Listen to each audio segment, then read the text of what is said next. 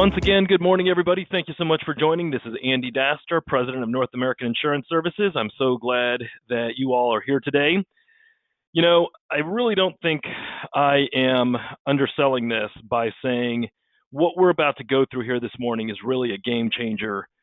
It's a game changer for agents. It's a game changer for our Medicare beneficiary clients. It's a game changer for our company. Frankly, I think it's a game changer for the whole industry because others have not figured this out yet, and we have. And I'd like you to be a part of it. And I got some really great, exciting news that I'm going to be sharing with you, so please stick around to the very end. I know there's a lot to cover here, so I'll try to keep it as neat and tidy as I possibly can. But once again, thank you so much for joining. We're going to be talking today about stacking Medicare plans. And I'm just here to tell you that others may be talking to you and in your ear about stacking, and they're telling you wrong. Or wrong is not the right word. They're telling you things from 5 or 10 years ago that no longer apply. And we have a whole generation of people that are looking for solutions from us. And now we have them, and that's what we're going to be talking about. First, though, let's talk about stacking Medicare plans. So why should you even do it? So let's just say you're an agent and you're selling Medicare Advantage or Medicare Supplement, and you're thinking to yourself, I don't really want to be stacking plans. What's so great about it? Why can't I just sell something later? Well, the problem is that cross-selling doesn't really work.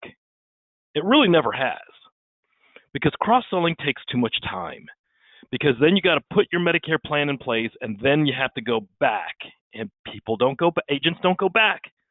It creates confusion. It also makes the client question the advice you have provided, and psychologically, it seems like you're trying to oversell them. It doesn't sound like it's part of a plan. You're just trying to sell them more stuff. That's why cross-selling doesn't work. That's also why you will get resistance from consumers if you try to cross-sell. Stacking works. Stacking provides a complete solution. It's faster and easier. And I think the most important part is psychologically the client understands how everything fits together as part of an overall plan. When you cross-sell, psychologically the consumer thinks you're upselling. When you stack, the client understands how it all fits as part of a plan. As you guys know, I cut my teeth in this business as a financial planner. And it's the same thing in financial planning as it is in Medicare planning. If you approach it as part of a plan, then customers understand how it all fits together. As soon as you're pitching and then cross-selling, again, psychologically, they think you're just upselling. Not to mention, stacking makes you more money. So let's go through a couple of scenarios where we're going to talk about stacking on a MedSup chassis and on a MedAdvantage chassis. Let's start with MedSup. The first two pieces of this are probably pretty obvious. Medicare Supplement and a Part D. By the way, as a side note, nobody really knows what's going to happen to Part D commission. So if you're counting on Part D commission, don't be surprised if we see very little and in some cases non-commissionable Part D plans.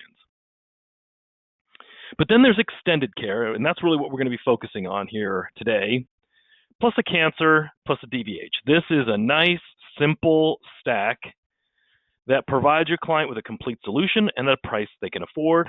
All of this can be done in one setting. Okay, we're going to get to this in more detail, so don't worry if you're wondering, like, why is he skipping over this? So here is a typical Medicare Advantage stack. A Medicare Advantage plan, plus a hospital indemnity, an extended care, a cancer, and a DVH. Again, all real simple, all as part of a plan. All right, so why are we stacking these products on a MedSup or a MedAdvantage? Let's go through each one. And again, we're going to be focusing more on extended care here this morning. But extended care is the biggest risk that seniors face in their retirement, and it's not even close. Catastrophic health care is the #1 reason for bankruptcy in retirement. It's not debt, it's not loans, it is catastrophic health. And yet 90% of seniors, it's probably closer to 95%, don't have long-term care insurance. So they have a 70% chance of needing care and a 90+% chance that they don't have anything to protect it. It's the biggest risk. And we've got to do something about it, and we're going to start doing that today.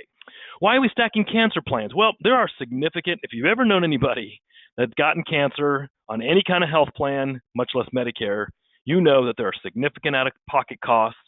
There's costs of treatment, and there's cost of travel. Hospital indemnity plans are such an important part of stacking on top of a Medicare Advantage plan. Despite what you might think, most seniors can't come up with the annual max out of pocket if something bad happens to their health. They don't have $5,000 laying around to cover their max out of pocket. They just don't have it. But they could afford $50 a month. Plus, hospital indemnity plans also cover things that are not covered on Medicare Advantage plans. Dental, vision, and hearing is the #1 most consumer demanded product in our portfolio. Customers want it, agents forget to stack it. They think whatever dental benefits that are on a Medicare Advantage are good enough. As you guys know, it's probably the #1 thing that's going to get cut back. So don't forget to look at those dental benefits when you're talking to your clients about their Medicare Advantage renewal. There's a pretty good chance that dental and vision, which is really expensive, gets cut back. You're going to want to stack a dental, vision, and hearing on all plans. Let's talk a little bit about my favorite carriers in this space. Manhattan, Aetna, and Wellaby. By the way, you'll get a chance to meet all of those companies at the North American Insurance Services Agent Conference in July, which is coming up next month. By the way, we are just about sold out. If you haven't gotten your ticket, I will talk in a little bit what to do. You really need to have Manhattan, Aetna, and Wellaby in your portfolio. By the way, Wellaby, I know it's a funny name. It's the old Medico. But they're going to be your best sources for extended care, for cancer, for dental, vision, and hearing, and hospital indemnity plans. Those are our lead horses. I would say, I'm not exaggerating, 90% of our agents that stack with one of these three or all three of these carriers. So you're probably looking at this and like, how am I supposed to do this? How do I actually get a customer, a Medicare beneficiary, to stack all these things? Andy's full of crap. No one's going to do all this. And the answer is they absolutely do, but you're doing it the wrong way. What I do is I always start out by finding out what their budget is. Agents are wrong when they think that the budget for Medicare premiums for a consumer is zero. It's just not true. Look at any survey and you'll see the same thing. Seniors want the most benefits that they can afford. And you're wrong when you think they want zero. It's just not true. That's an agent barrier. That's not a consumer barrier. Especially when they're turning 65. So many of them are coming off of individual or group plans paying $1,000, $1,500 a month.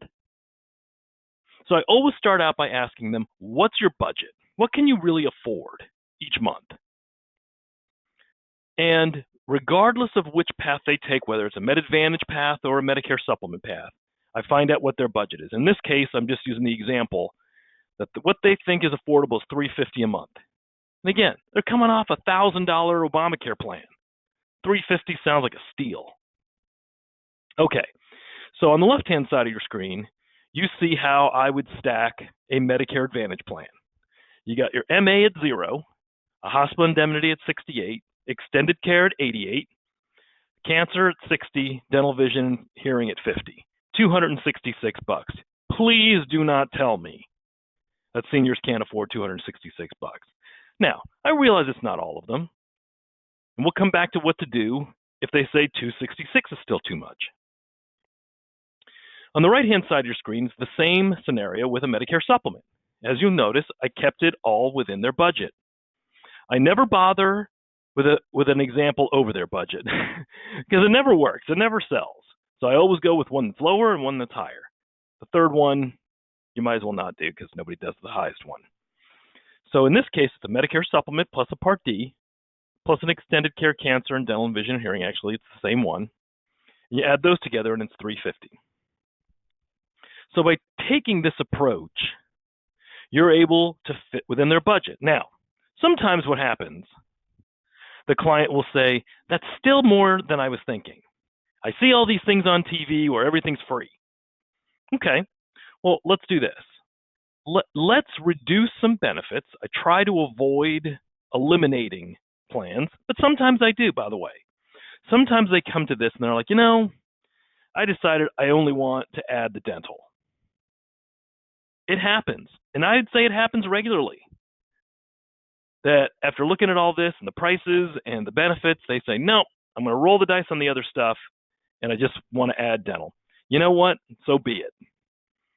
It's not my job to fix people and tell them what a big mistake they're making by not protecting themselves against extended care. Can't solve the world's problems. All I can do is my job. And by showing the client this stack, I've done my job. And those of you who are not doing this are leaving your clients exposed. And frankly, you're leaving the agent exposed. So why didn't you talk about these things? Why would you leave all these holes? It's up to the customer to decide if they want to pay for it or not. You can't control that, but you certainly can control what you're offering. And I promise you this, you will never regret starting high and working down. The mistake that agents make is they start at zero and then try to work their way up. It doesn't work. If you're talking to a client about a zero premium Medicare Advantage plan and then you say, and I want to stack a $50 dental, you're not going to get it. They're going to be like, wait a minute, I'm paying zero for the Advantage plan and $50 for the dental? They won't buy it. Start with what their monthly budget is. Ask them to come up with the number. If they don't know, then I even fish around some more. Do you think 300 is affordable? Yeah, I could do that. Do you think 800 is affordable? Oh, no, that's too much. Sometimes I'm pleasantly surprised by what their budget is. I've had somebody coming off a $1,200 Obamacare plan and told me that anything that's at least $1 less than their Obama plan was fine with them. Because that's what was in their budget. That's what they were used to. We're starting at zero and wondering why nobody buys anything other than a Medicare Advantage plan. Starting at the wrong end. You will never make this work if you start at zero. Informative. That's the conclusion of this training. Thank you so much for joining. Have a great day.